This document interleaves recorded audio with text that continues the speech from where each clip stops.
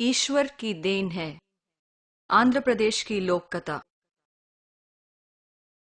आंध्र प्रदेश के एक जमीन पर एक दानशील राजा राज्य करता था। हर दिन दो भिखारी उसके पास भीख मांगने आया करते थे। वो उन्हें भोजन और पैसा दिया करता था। भीख लेने के बाद उनमें से बूढ़ा वाला भिखारी कहा करता था, ईश्वर देता है। उनमें से छोटा वाला भिखारी कहा करता था, हमारे महाराज की देन है। एक दिन राजा ने उनको पहले से अधिक धन दिया, जिसे पाकर बूढ़े भिखारी ने खुशी से रोते हुए कहा, ईश्वर की देन है। राजा को बहुत गुस्सा आया और वह सोचने लगा, मैं इसका भरण पोषण करता हूँ और ये हमेशा यही कहता रहता है, ईश्वर की देन है, ईश्वर की देन है। अब समय आ गया है जब उसे इस बात का पता चले कि उसका असली हितकारी कौन है। अगले दिन उन सब को भीख देने के बाद राजा ने भिखारियों से उनके प्रायः जाने वाले मार्ग में से न जाकर दूसरे मार्ग से उन्हें जाने को कहा। राजा ने इस बात का ध्यान रखा कि जो भिखारी हमेशा उसके गुण गाया करता था, वह उस मार्ग से पहले होकर जाए। राजा ने आदेश दिया कि जिस सड़क से वह भिखारी गुजरेगा, उस सड़क पर सोने से भरी थैली रख दी जाए, जिससे कि वह थैली उसे ही मिले। लेकिन जैसे ही वह भिखारी उस सड़क से गुजरने लगा, वह सोचने लगा कि राजा ने उसे उस मार्ग से जाने को क्यों कहा। शायद वह चाहते हों कि मैं इस एकांत मार्ग का आनंद उठा सकूं। सचमुच ये काफी सुंदर और चौड़ी सड़क है। इसमें तो आंखें बंद करके चला जा सकता है। और उसने अपनी आंखें बंद कर ली। परिणाम स्वरूप वह थैली को देख नहीं पाया। दूसरा भिखारी जो उसी के पीछे आ रहा था, उसने उस थैली को देखा और उसे उठा लिया।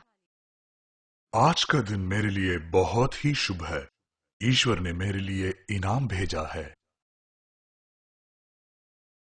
अगले दिन राजा ने उन भिखारियों से पूछा कि उसके भेजे हुए रास्ते पर उन्हें कुछ मिला कि नहीं, और वह बहुत उत्सुकता से छोटे वाले भिखारी की तरफ देखने लगा।